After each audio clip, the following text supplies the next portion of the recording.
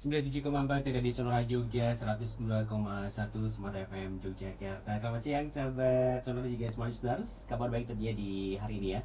Di weekend kali ini di Sabtu 17 Juni 2023 ya. Senang sekali di kesempatan siang kali ini saya Hasta menemani suasana siang Anda. Kita di program Family Talk nih.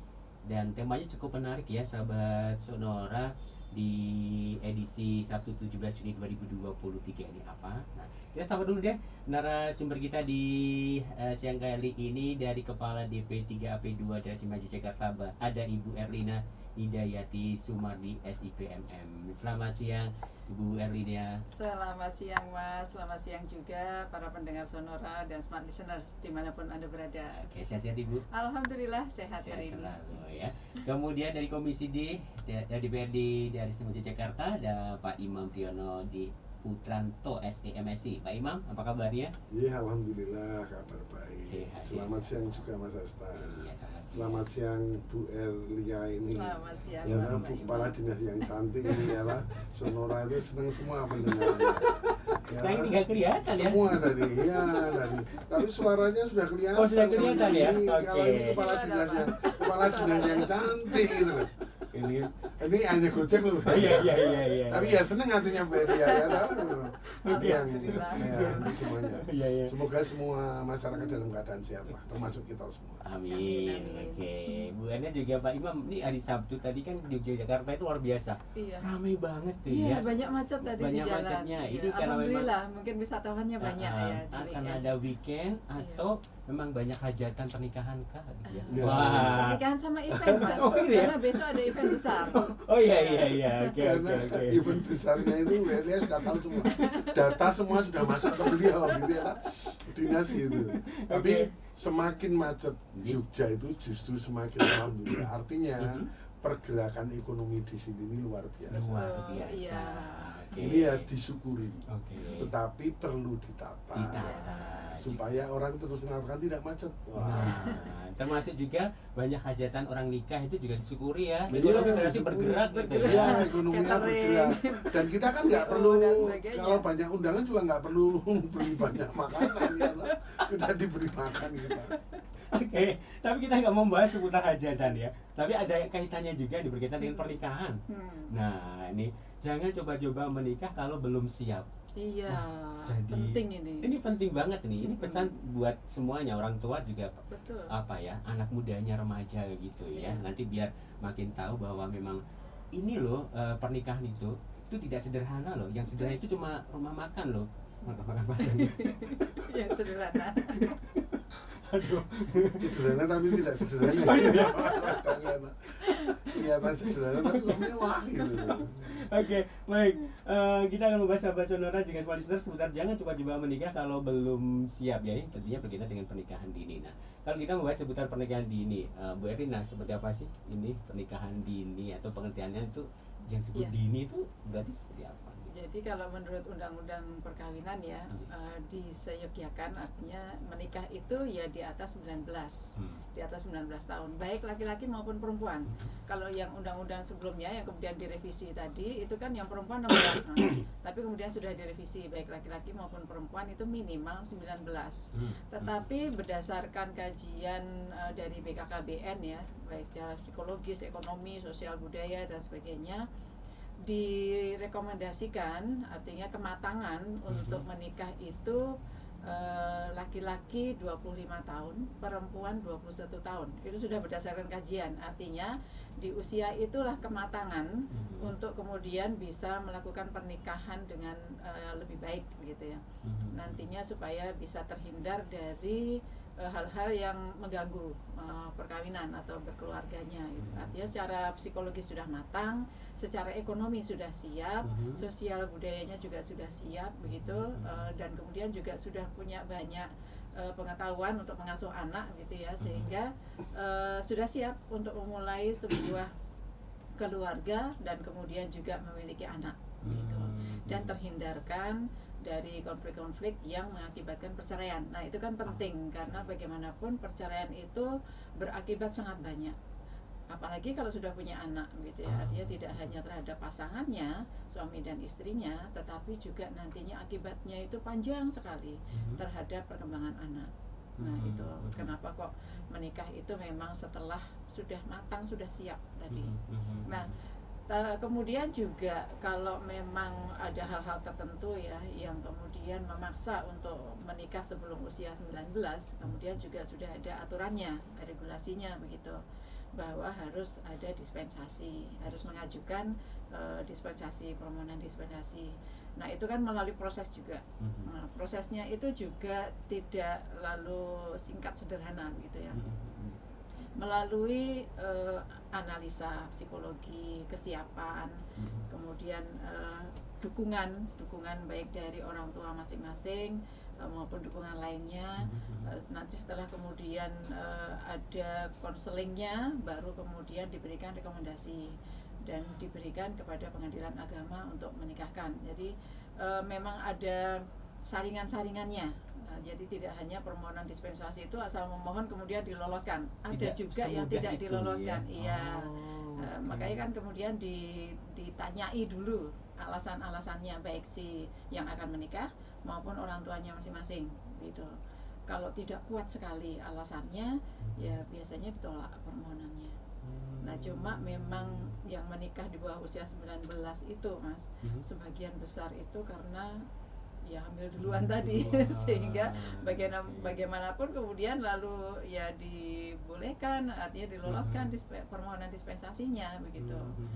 Nah ini juga setelah permohonan dispensasi itu diberikan kepada pengadilan agama, kemudian nantinya menikah, ya memang kemudian harus didampingi karena meskipun sepertinya kalau sekarang kan perkembangan fisik kayaknya sudah besar, sudah bongsor gitu ya, kayaknya sudah cukup mampu begitu, tetapi kan secara psikologis, ekonomi dan sebagainya kan belum mampu, sehingga harus didampingi apa yang menikah sebelum usia 19 tadi, sehingga kemudian keluarganya nanti bisa berlangsung dengan baik.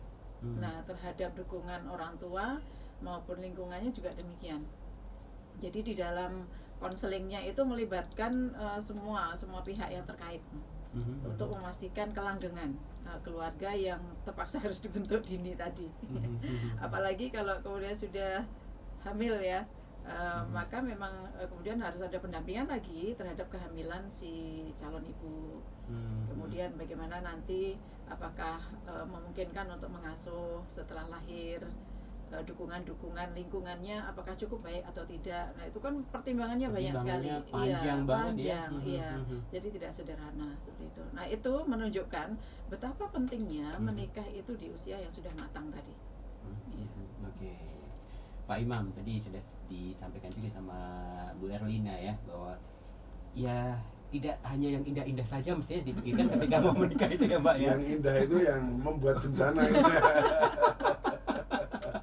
Nah, kalau menurut Pak Imam sendiri berkaitan dengan pernikahan dini ini, dia masih di bawah umur, tadi disampaikan 19 tahun lah itu ya, ke bawah minimal, itu ya, minimal tapi ya. Minimal di dalam undang-undang. Kalau undang-undang dewasanya kan 21 yang 21. perempuan, 25 yang laki-laki. Nah, tapi kejadiannya beda ini karena ada satu kecelakaan dalam tanda kutip ya. Sudah hamil duluan. Nah, itu kalau menurut Pak Imam gimana nih Pak? Kejadian seperti Gini, itu. saya itu sebenarnya mau tepuk tangan sama Bu Erlia. Kenapa? Tapi kan nggak bisa gitu, wawancara gini tepuk tangan. Dari ceritanya gitu ini sederhana. Gimana Pak? Bu, pemerintah itu dalam hal ini diwakili oleh beliau. Oke. Itu kan melakukan perlindungan perempuan dan anak. Iya. Karena yang berkaitan dengan Uranu melakukan perlindungan perempuan dan anak. Bagaimana pemerintah itu melakukan perlindungan perempuan dan anak. Karena pemerintah itu harus melakukan perlindungan perempuan dan anak, maka pemerintah membuat undang-undang. Undang-undangnya jelas. Yang pertama, pernikahan itu diusahakan oleh undang-undang itu wajib, hukumnya soalnya undang-undang itu 19 tahun. Kecuali ada hal-hal yang itu. Tetapi di balik itu ada wacana-wacana yang bagaimana pemerintah hadir, misalnya apa, penjelasan tentang kesehatan, tentang reproduksi. Sehingga apa, ketika tentang reproduksi anak-anak itu juga undang-undangnya jelas. Makanya kesiapan reproduksi itu kan sudah diatur juga dalam undang-undang. Tapi pemerintah juga misalnya begini, bagaimana menyiapkan generasi yang sehat. Kenapa harus 19 tahun? Misalnya di SMA ada penjelasan tentang reproduksi. Kemudian di dalam reproduksi itu kan ada undang-undangnya. Ketika ada undang-undangnya, pemerintah juga menyediakan obat-obat supaya anak-anak itu tahu bahwa dia menderita talasemia atau tidak, misalnya seperti itu. Sehingga disediakan obat-obatan oleh dinas kesehatan yang gratis. Ketika konseling di puskesmas, konseling ada konseling di SMA, SMK, itu ada obat-obatnya. Sehingga ketika dia lulus SMA, ketika dia usia di atas 19 tahun dan betul-betul menikah, mereka juga siap reproduksi karena dia harus melahirkan anak. Anak juga butuh perlindungan seperti kata Bu Elia tadi. Kan yang dilindungi itu hanya ibunya, anaknya juga dilindungi dari kesehatannya. Jangan sampai anak itu nanti stunting, karena kalau misalnya di reproduksi di SMA tidak ada penjelasan pernikahan dini, terus anak itu ternyata menderita talasemia, terus kemudian dia pada saat hamil dia anemia, kemudian anaknya stunting, yang rugi siapa? Yang salah siapa? Negara, karena negara tidak hadir. Tadi Bu Elia bilang ini loh, banyak sekali artinya dari cerita Bu Elia. Negara ini hadir untuk melindungi perempuan dan melindungi anak. Hal-hal inilah yang dibutuhkan. Artinya kebutuhan pertama adalah terhadap undang-undang. Saya yakin Bu Elia juga melakukan undang-undang itu, membuat undang-undang juga selalu berdasarkan naskah akademi. Naskah akademi itu siapa? Ya akademisi itu meneliti dulu. Berdasarkan penelitian mereka, akademisi ini muncul naskah akademi. Yang naskah akademi ini akhirnya memunculkan perda kalau di DIY, kalau di kota kabupaten juga perda untuk kota kabupaten, di pusat muncul undang-undang. Kemudian di dalam itu walaupun undang-undangnya usia 19, tetapi ada bahasa-bahasa penjelasan, di mana penjelasan misalnya kesiapan seorang laki-laki menikah di pernikahan dini diusahakan minimal 25 tahun. Kalau 25 tahun logikanya sederhana. Lulus S1 itu sekarang 22 tahun. Dia sudah bekerja selama 3 tahun, usianya mapan, dia tahu sulitnya mencari uang, dia tahu sulitnya itu, sehingga ketika membina keluarga kesabarannya ada, cara memakai uangnya tahu, sehingga mungkin sarannya dari pemerintah. Saya yakin Bu Erlina juga sering mengkaji ini dengan akademisi, sehingga beliau sudah dengan yakinnya mengatakan 25 untuk laki-laki, walaupun undang-undangnya 19 gitu loh. Kemudian untuk perempuannya 21 itu kalau sudah lulus SMA. Kemudian sekarang itu posyandu juga bukan posyandu untuk anak dan lansia. Posyandu itu ada posyandu prima undang-undangnya, itu anak-anak muda, itu juga sudah dijelaskan di situ. Ketika anak-anak muda dijelaskan di situ, diberi konseling, itu pasti ada obat-obatan ketika dia melakukan pernikahan dini. Sehingga kalau ada waktu space 2 tahun dari lulus SMA itu rata-rata kan usia 19 tahun. Kemudian 2 tahun dia lulus SMA, mungkin 2 tahun dia bekerja di mana, atau dia sedang kuliah, tapi kan dia sudah mendapat penjelasan tentang bagaimana reproduksi, bagaimana tentang ekonomi, bagaimana tentang kebutuhan-kebutuhan itu. Ini perempuannya juga siap. Ketika laki-laki dan perempuan, anak-anak ini non sewu usia 25, 21 melakukan pernikahan ini, menjadi kesiapannya luar biasa, dan itu pemerintah hadir dalam bentuk peraturan-peraturan dan penjelasan-penjelasan. Contohnya sederhana, mungkin mengaku Lina ini ngajakan sekarang talkshow seperti ini. Ini sebenarnya penjelasan bahwa perkawinan itu sebetulnya diatur oleh pemerintah. Perkawinan harus dipersiapkan. Perkawinan harus melahirkan generasi yang sehat, generasi milenium menuju ke tahun 2045. Ini kan semuanya sebenarnya pemerintah sudah hadir. Saya yakin tidak hanya di DP3AP2 saja, di dinasnya Bu Erlina untuk ini, tetapi dia juga berkaitan dengan dinas-dinas kesehatan. Karena apa? Tidak mungkin perlindungan perempuan dan perlindungan anak itu hanya berkaitan dengan dinas DP3AP2, karena juga berkaitan dengan kesehatan. Kesehatan itu artinya apa? Bagaimana anak itu perempuan itu nanti melahirkan anak yang tidak stunting. Itu kan perlu penjelasan di bagaimana perempuan itu tentang penyakit tidak menular. Penyakit tidak menular itu misalnya begini, tiba-tiba perempuan itu kalau hamil darah tinggi. Ya tahu tiba-tiba kan ada. Tiba-tiba perempuan itu hamil tiba-tiba anemia. Nah, bagaimana beliau selaku eksekutif ini, bos saya ini DP3P2 ini selaku eksekutif ini bagaimana melindungi perempuan supaya ketika hamil tidak darah tinggi, ketika hamil dia tidak anemia, ketika hamil dia dalam keadaan sehat dan melahirkan bayi yang sehat. Ketika hamil dia menjelaskan hubungannya dengan dinas kesehatan bagaimana peran jam persal. Jam persal itu kan perlindungan perempuan, karena melindungi perempuan dari kehamilan. Dan orang nggak takut, misalnya ada orang miskin, wah saya kalau periksa ke puskesmas bayarnya berapa, nggak takut. Tetapi jam persal itu bagaimana pemerintah itu hadir sehingga melahirkan bayi yang sehat. Nah, ini nanti ada penjelasan-penjelasan dari DP3AP2 beserta bekerja sama dengan dinas kesehatan. Jadi dia tidak berdiri sendiri, tetapi bersama-sama, dan kebersamaan ini juga kebersamaan dalam aturan-aturan. Gitu Mas. Oke. Gitu. Ya, Bu Erlina, kalau dari cerita ini berarti memang apa ya? Lintas sektor. Ya, lintas sektor, dan yang namanya pernikahan dini ini apa ya? Cukup berisiko itu ya. Iya, jadi pertama kalau pernikahan dini kan alat reproduksinya dari calon ibu atau perempuan itu kan belum cukup matang gitu ya. Sehingga nanti berakibat yang bisa negatif bila kemudian mengandung gitu ya. Yang penting sebetulnya itu, dan juga sebetulnya tidak hanya kalau mengandung, tetapi ketika melakukan hubungan seksual dengan organ reproduksi yang belum matang. Nah, itu juga nantinya bisa berakibat panjang. Menurut informasi dari dokter, karena kami kalau keliling kan juga keliling untuk sosialisasi edukasi, itu kan membawa serta dokter ya untuk menjelaskan kepada audiens terkait dengan itu tadi, dampak negatif pernikahan dini tadi.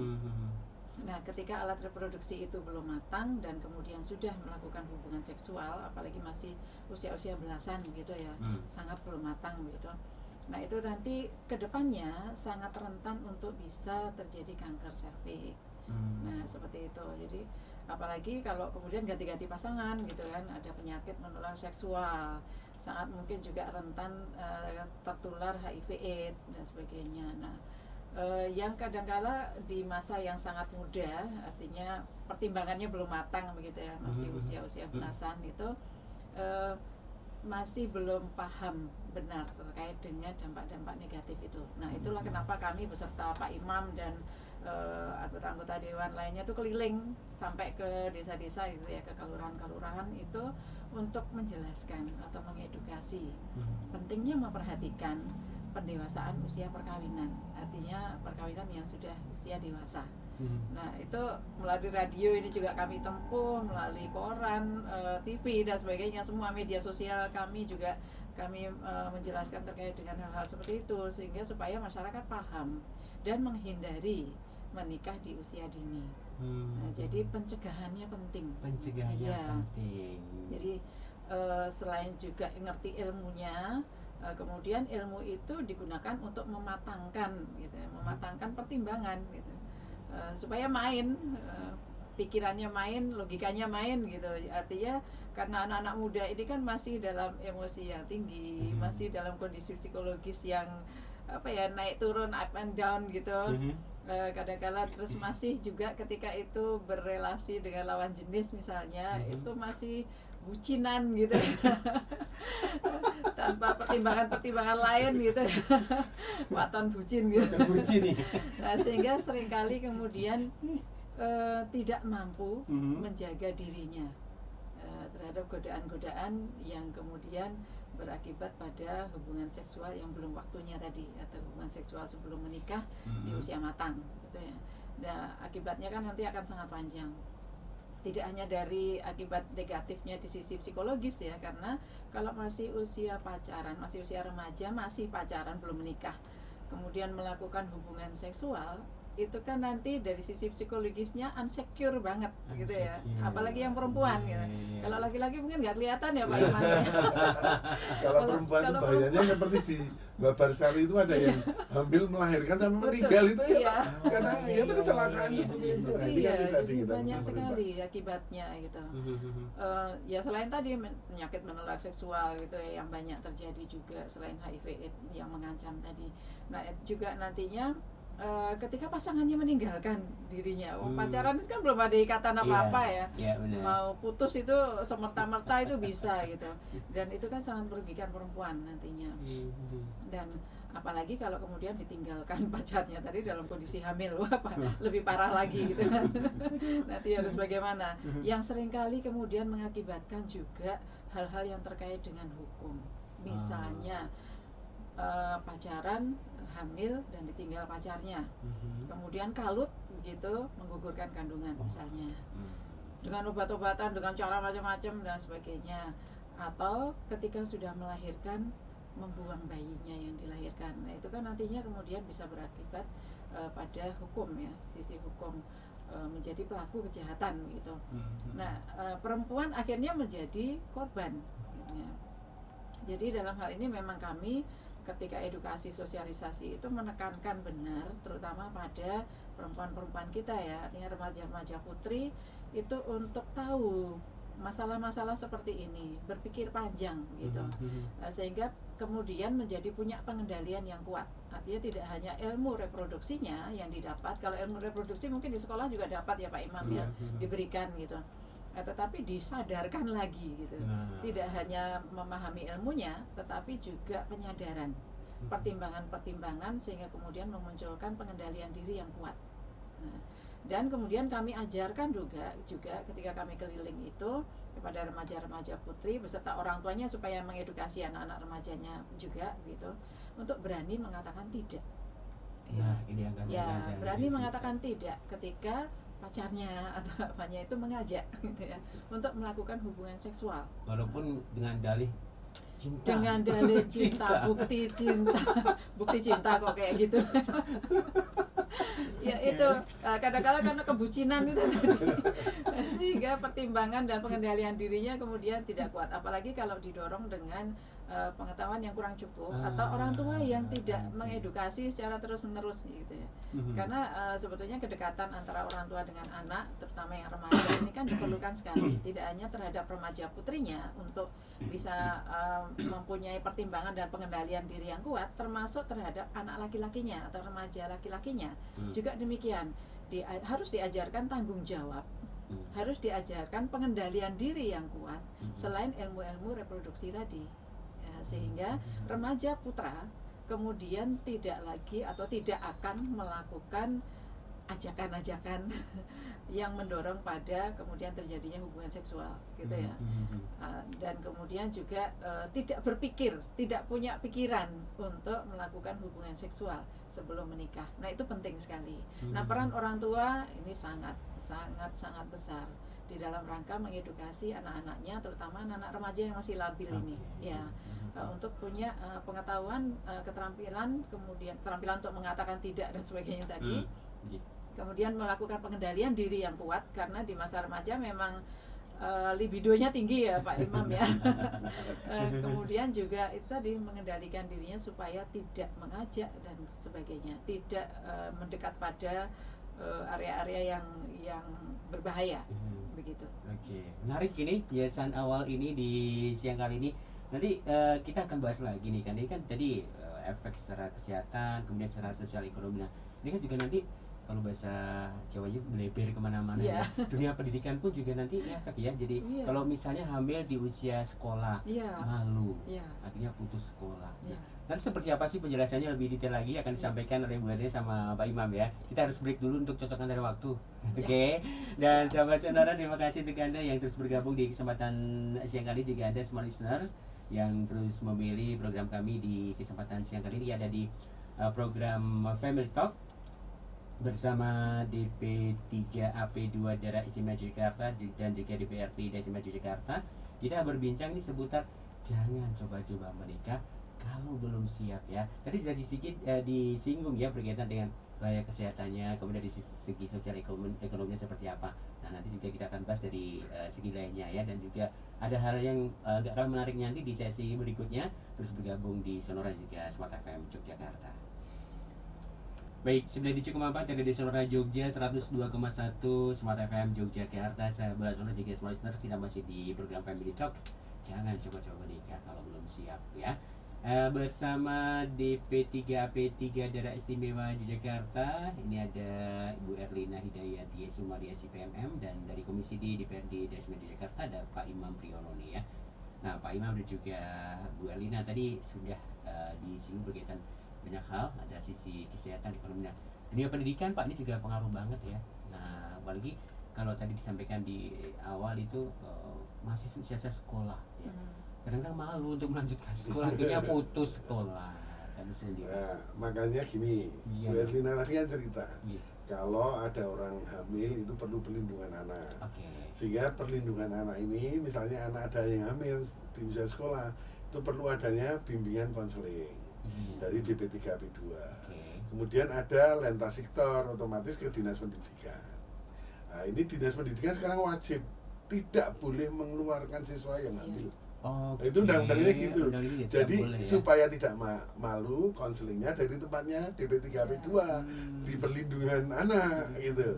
Supaya Dinas Pendidikan juga tidak mengeluarkan, kita perlindungannya di Dinas Pendidikan. Artinya aturannya anak itu wajib memperoleh hak pendidikan.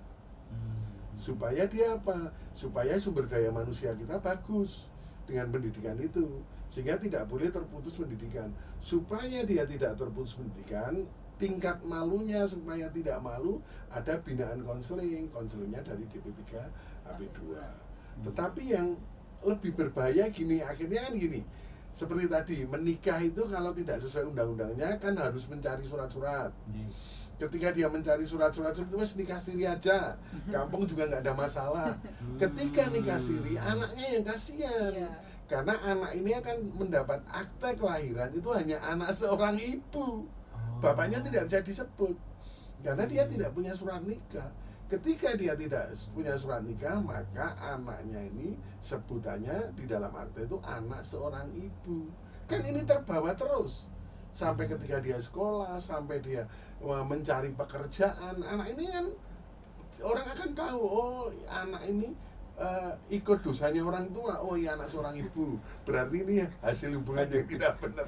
Ini iya dah, kan muncul di akte dan dibawa anak. Ini kan kasihan anak. Artinya anak ini sadar atau tidak, kalau dia nanti mendapat dewasa, itu dia ada penganiayaan verbal. Kan malu Pak, ketika menunjukkan aktenya dibawa kerja gitu kan.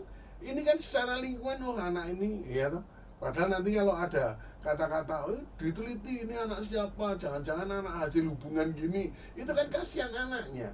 Makanya sebetulnya pernikahan dini yang ini nih betul-betul dicegah, daripada nanti pernikahannya misalnya lagi nanti surat nikahnya juga dilihat. Tapi sekarang juga nggak apa-apa, katanya umum surat nikahnya kan ada. Kalau 7 bulan sih nggak apa-apa, kalau lebih dari kurang dari 7 bulan, kalau 7 bulan kan oh ini prematur ya toh.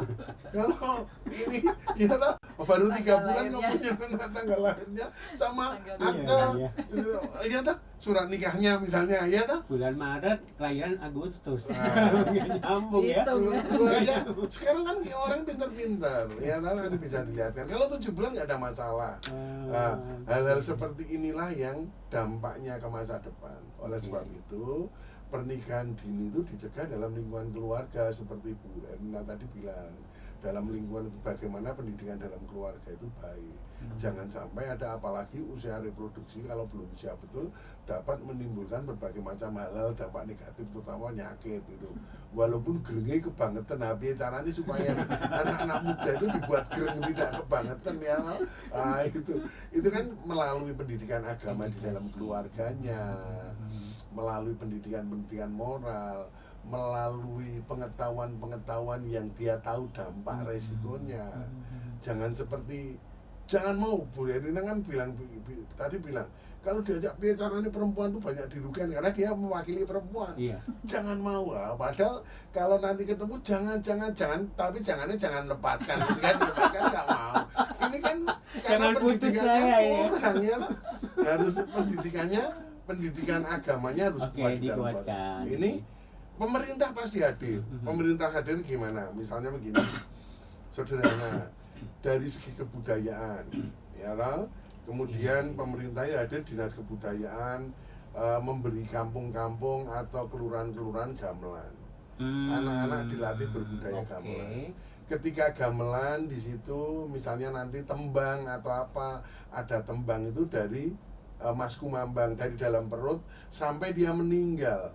Itu ada ceritanya. Itu kan menjelaskan tentang bagaimana orang punya di lingkungan sosial budaya itu akan menjelaskan tentang hal-hal budidaya manusia yang baik di kota Yogyakarta. Kebudayaan itu hadir, misalnya gitu. Apalagi Jogja itu ini mau dibuat, ini betul kaitannya banyak Pak, walaupun mau dibuat kota warisan budaya dunia. Nanti banyak sekali ahli-ahli budaya yang di sini istilahnya melatih anak-anak muda supaya dia berkegiatan, sehingga dia lupa akan hal-hal yang berkaitan dengan non-sewu, berkaitan dengan sektoran, lupa karena dia banyak kegiatan.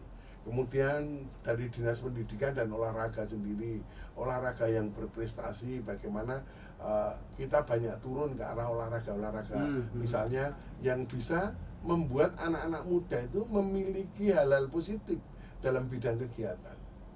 Ya kan, nanti misalnya karena kita itu mau menjadi kota warisan, banyak wisatawan datang untuk memajukan ekonomi, mendapat pekerjaan, mendapat ini, diadakan pelatihan-pelatihan. Di tempatnya beliau juga ada pelatihan, misalnya Bu Erlia misalnya bersama Dinas Pertanian atau melakukan pendidikan tentang makanan lokal, pengolahan makanan lokal, di mana itu nanti yang diselenggarakan anak-anak perempuan yang akhirnya mereka punya kegiatan yang positif. Kegiatan positif inilah yang menyebabkan dia lupa akan pernikahan dini.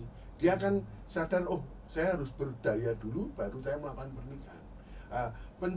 Pencegahan dari pemerintah ini yang dibutuhkan tetapi dalam bentuk nyata kegiatan. Kegiatan itu harus diikuti dengan perundang-undangan, yang di dalam perundang-undangan itu nanti ada anggaran-anggarannya yang beliau untuk bagaimana melindungi perempuan gitu. Akhirnya usul saya ini juga, Bu Erlina ini punya gagasan juga, misalnya ngomong dengan saya, Pak, bagaimana saya melindungi perempuan? Melindungi yang bagaimana? Melindungi perempuan ini betul-betul berdaya ketika dia ditinggal suaminya, ketika dia orang tuanya tiba-tiba tiba-tiba orang tuanya sudah sepuh meninggalkan dia seorang perempuan. Bagaimana perempuan ini masih remaja dia tetap survive? Itu bagaimana Bu Erlina melakukan perlindungan ini?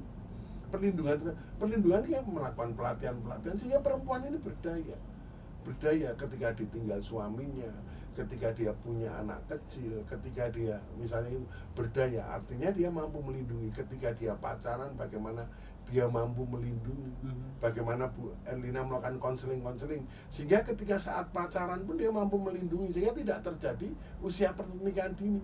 Melindunginya dengan apa? Dia punya kegiatan, dia punya pekerjaan. Nah, hal-hal seperti inilah yang dibutuhkan oleh masyarakat. Tapi semua peran DP3 AP2 itu dibutuhkan. Tapi dari nanti dari sambat, neng anggaranku siti ya Mas Mama. Dia bilang gitu, Mas Mama anggaranku siti aja piye, ya piye kita bareng-bareng. Ya piye. Karena kan kita juga anggaran itu kan dasarnya kan juga non-sewu. Urutan kebutuhan gampang gitu. Ya tahu prioritas.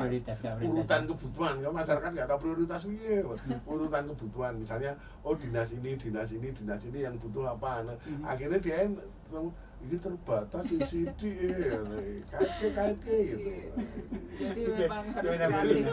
Gimana Bu Erlina ini menanggapi yang disampaikan? Tadi sudah disampaikan Pak Imam, meskipun anggaran kami itu kecil dengan target yang begitu besarnya gitu. Nah, kami itu aktif menggandeng pihak-pihak lain Oke. untuk bekerja bersama-sama. Mhm. Memang pada dasarnya kan semua harus lintas sektor tadi ya, Mhm. bertanggung jawab terhadap tumbuh kembang anak gitu. Mhm. Sehingga ya karena semua pihak harus bertanggung jawab tadi ya kita gandeng gitu. Tanggung jawabnya mana gitu.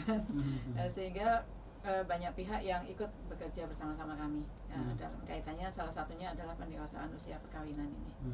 Nah tadi juga sudah disampaikan Pak Imam bahwa para remaja ini memang harus diberikan kegiatan-kegiatan yang kreatif gitu ya, dalam rangka karena memang dari sisi psikologis, libido dan sebagainya sedang tinggi gitu, tingkat emosionalnya juga tinggi, nggak mau diatur dan sebagainya, ya itu perlu untuk dilarikan ke hal-hal atau kegiatan-kegiatan yang positif. Nah jadi dibanyain aktivitas gitu, baik itu keterampilan, seni budaya, maupun event-event tadi, olahraga misalnya. Sekarang kan sedang marak ya Pak Imam ya, di jalan-jalan anak-anak muda pada lari-lari gitu.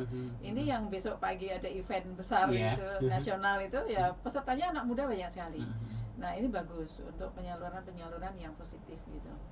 Nah kemudian para orang tua juga harus sadar untuk mendorong anak-anaknya supaya berkegiatan positif tadi. Kalau yang mampu juga ya Mbok Yao dikasih fasilitas gitu ya untuk berkegiatan positif tadi gitu. Kalau yang tidak mampu, toh pemerintah juga sudah menyiapkan banyak program-program, kemudian juga fasilitas-fasilitas di tempat publik gitu ya, dalam rangka supaya anak-anak muda ini punya kegiatan yang positif tadi.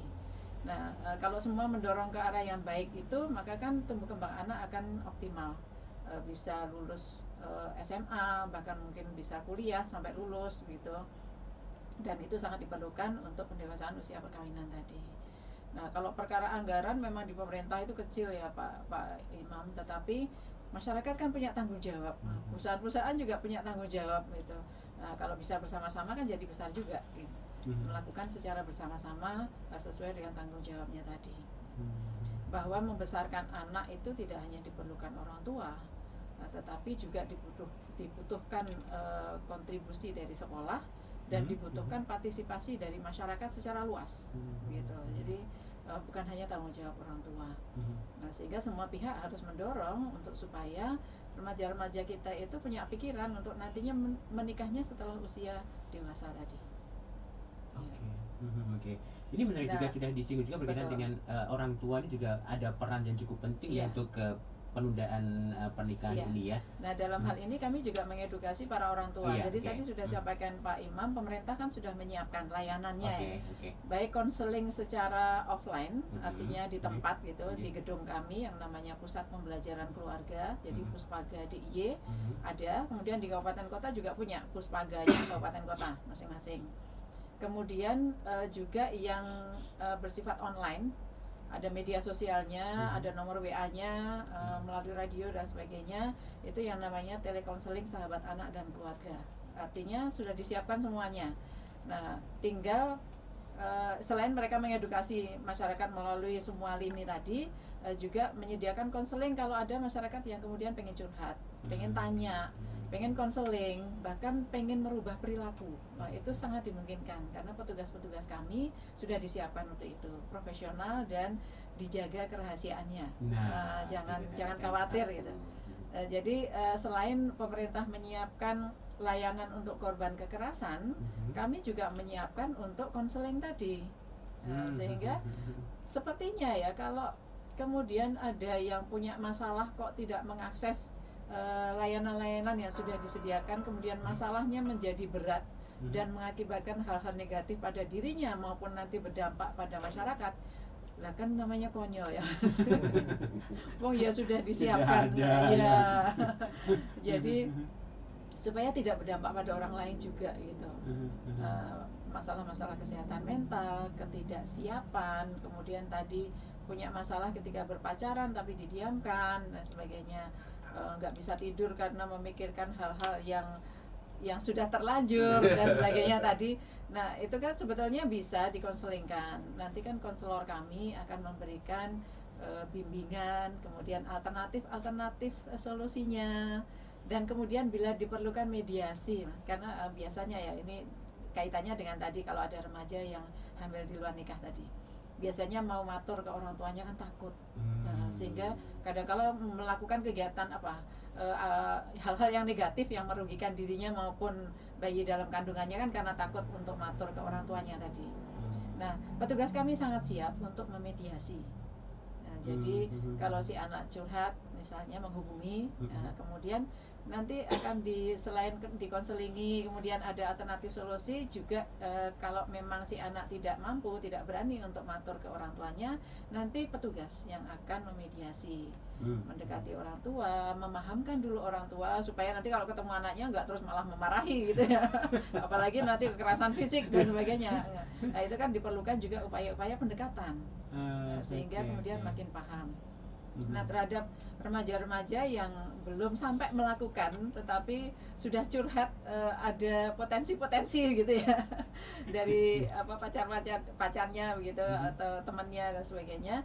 Ketika curhat nanti kan petugas kami kemudian memberikan konselingnya gitu, arahan-arahannya, bagaimana caranya dan sebagainya, dan bagaimana supaya si remaja ini tidak lagi kemudian berpikir fokus pada seperti tadi Pak Imam katakan, hanya fokus pada hal-hal yang berbau pacaran, seksualitas dan sebagainya. Tapi kemudian diarahkan untuk ayo berkegiatan yang lain, coba pikirkan, punya teman yang banyak, bersosialisasi yang banyak, ikut kegiatan ini itu, lihat pameran ini itu dan sebagainya. Nah, petugas kami akan melakukan hal-hal seperti itu. Jadi monggo anak-anak remaja kita ya, yang pengen curhat atau punya masalah-masalah itu mengakses gitu Tesaga ataupun Puspaga. Iya, gitu. Baik, kita break dulu Pak Imam sama Bu Erlina. Sebelum nanti kita lanjutkan lagi. Masih ada satu sesi ya, sahabat sonora juga smart listeners. Masih menarik ini perbincangan kita di kesempatan siang kali ini. Tadi sudah disinggung juga berkaitan dengan dari segi orang tua, menurut pandangan dari Bu Erlina. Nanti kalau Pak Imam gimana di segi orang tua ya? Apakah masih zamani kalau misalnya wah anak saya cilik-cilik wis payu ya. Nah, itu apakah masih zamani kayak gitu kayaknya sudah enggak lagi harusnya ya. Nah, nanti seperti apa ya sahabat sonora, perbincangan kita akan terlanjutkan setelah yang satu ini. 97,4 dari Sonora Jogja dan 102,1 Smart FM Yogyakarta. Sahabat sonora juga smart listeners, kita di sesi terakhir tadi, sesi keempat ketiga ini ya. Seputar jangan coba-coba menikah kalau belum siap. Ada Bu Erlina juga Pak Imam nih ya, yang jadi narasumber kita di siang sore kali ini. Pak Imam tadi sudah disampaikan juga berkaitan dengan sisi keluarga, harus orang tua itu cukup berperan sekali ya. Iya. Itu dulu Pak. Orang tua itu sangat berperan, terutama dari pendidikan keluarganya, memberi contoh-contoh dalam kehidupan keluarganya, menasihati anaknya, bagaimana berperilakunya dalam agama, baik agamanya apapun, tetapi perilakunya itu dididik dengan keagamaan yang baik. Di samping itu, orang tua harus memberikan penjelasan-penjelasan, informasi. Orang tua harus rajin mencari informasi-informasi apa saja toh yang bisa mencegah pernikahan dini anaknya. Misalnya begini, memperoleh informasi dari Dinas Tenaga Kerja, di mana Dinas Tenaga Kerja memiliki fasilitas magang. Bu Erlina juga pasti ada hubungan dengan magang. Magang dari pemerintahan DIY ada, magang dari pemerintahan pusat ada. Atau sekarang ini mungkin bulan-bulan dari Maret sampai dengan September ini ada pendaftaran magang. Magang, bagaimana anak-anak kita yang lulus SMA saat ini bagaimana mencari magang. Magang dari provinsi, magang dari pemerintah pusat, terus kemudian ada yang bekerja di luar negeri, baik di Jepang atau kalau perawatnya ada, kemarin juga saya ketemu orang ada dia kontrak dengan perawat di Belanda. Hal seperti inilah yang orang tua harus juga rajin memperoleh informasi. Kalau tidak orang tua, itu binaan wilayah lingkungan sekitar. Bu Erlina ini kan sering juga misalnya menjelaskan tentang perlindungan perempuan, perlindungan anak di masyarakat. Misalnya di tingkat RW aja, saya pernah dapat dari Bu Erlina bersama dengan DP3P2 menjelaskan di tingkat RW, bagaimana di RW itu kita menjelaskan tentang bagaimana pernikahan dini, resiko pernikahan dini, tapi mungkin tidak dengan tema itu, mungkin dengan tema perlindungan perempuan atau perlindungan anak dari korban kekerasan. Tapi kan akhirnya juga sampai ke arah perlindungan perempuan itu sampai ke pernikahan dini. Pernikahan dini kan melindungi perempuan dan melindungi anak, karena anak yang dilahirkan nanti, anak yang sedang menikah kan masih anak kalau pernikahan dini berarti. Nah, ini yang selalu saya sampaikan, ayo toh dibuat aturan-aturannya sehingga aturan-aturannya nanti ada sinkronisasi yang dapat mensejahterakan masyarakat yang mana, terutama masyarakat miskin. Kalau pernikahan dini ini dilakukan oleh masyarakat miskin lebih sengsara lagi. Karena apa? Orang miskin itu biasanya untuk mencari uang, orang tuanya sudah bekerja mati-matian, tidak bisa mengerti tentang lingkungan sekitar, artinya informasi berkurang. Dia nggak ngerti. Ketika anak ini hamil dalam usia dini, bingung juga, orang tuanya juga bingung, anaknya juga bingung, apalagi dalam keadaan miskin, tidak punya uang, dia padahal konsultasi kesehatan dia malu, apa-apa malu. Nah, ini kan bisa menyebabkan hal-hal tidak baik, misalnya bayinya nanti kurang gizi, kemudian kalau kurang gizi bisa stunting, mungkin nanti kelahirannya juga tidak normal, anaknya juga pada saat hamil itu karena dia orang miskin asupannya kurang. Ketika asupannya kurang, resikonya seperti apa? Bahkan resikonya bisa ke arah kematian ibu. Nah, ini yang harus dicegah oleh pemerintah. Dan pemerintah mencegah ini juga peran keluarga. Peran keluarga siapa? Orang tua tersebut. Nah, orang tua itu saya sarankan walaupun tidak punya, walaupun miskin, bagaimana dia mencari banyak informasi dengan lingkungan sekitar, dengan Pak RT, dengan Pak RW, dengan ibu-ibu PKK. Karena ibu-ibu PKK itu kan jam 4 itu di kesehatan juga luar biasa. Penjelasan-penjelasan di ibu-ibu PKK. Karena apa? Waktu kita itu pandemi, itu peran ibu PKK provinsi luar biasa. Bersama DP3AP2, bersama Dinas Kesehatan. Itu perannya luar biasa ketika ada pandemi.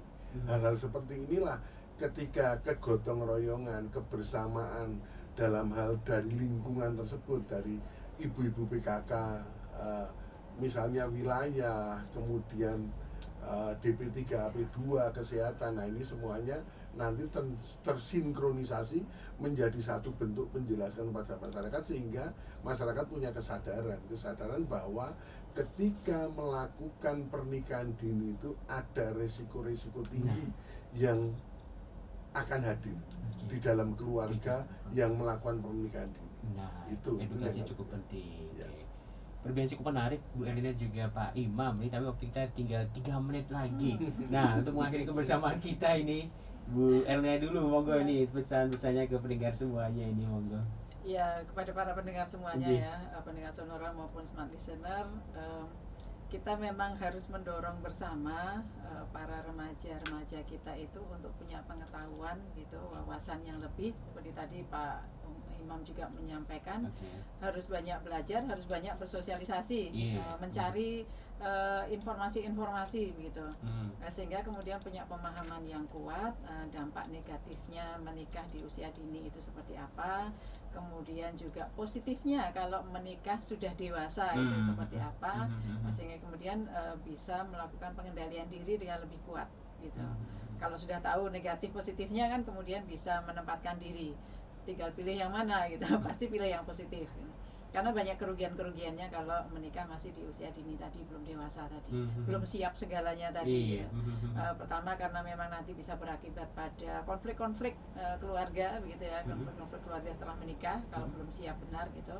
Kemudian juga konflik yang mengarah pada perceraian gitu. Masalahnya macam-macam, biasanya konfliknya karena ekonomi seringkali. Wong masih pengen dolan kok disuruh nyambut gawe menghidupi keluarga gitu ya. Masih suruh ngomong ya laki-laki gitu. Kemudian yang perempuan masih pengen dolan, masih pengen dandan, masih pengen macam-macam gitu, shopping-shopping dan sebagainya, kok harus ngasuh anak, mengelola rumah tangga yang ekonominya morat-marit tadi gitu kan. Nah, jadi lebih baik memang menyiapkan segalanya. Karena kalau tidak siap nanti juga kesehatan mentalnya jadi terganggu. Nah, kalau kesehatan mental terganggu, nanti efeknya juga macam-macam, ke kesehatan fisik, ke sosialisasi dengan orang lain yang tidak baik dan sebagainya. Nah, itu jadi monggo dari sisi remaja sendiri cari informasi sebanyak-banyaknya. Kemudian kalau dari sisi masyarakat semuanya ya, orang tua, sekolah maupun masyarakat luas, mari kita dorong remaja-remaja kita untuk punya pengetahuan dan pengendalian diri yang kuat supaya nantinya menikah kalau sudah dewasa dan matang. Sudah dewasa dan matang. Oke. Pak Imam, mungkin 1 menit Pak untuk menghadirkan bersama kita. Untuk kita nih.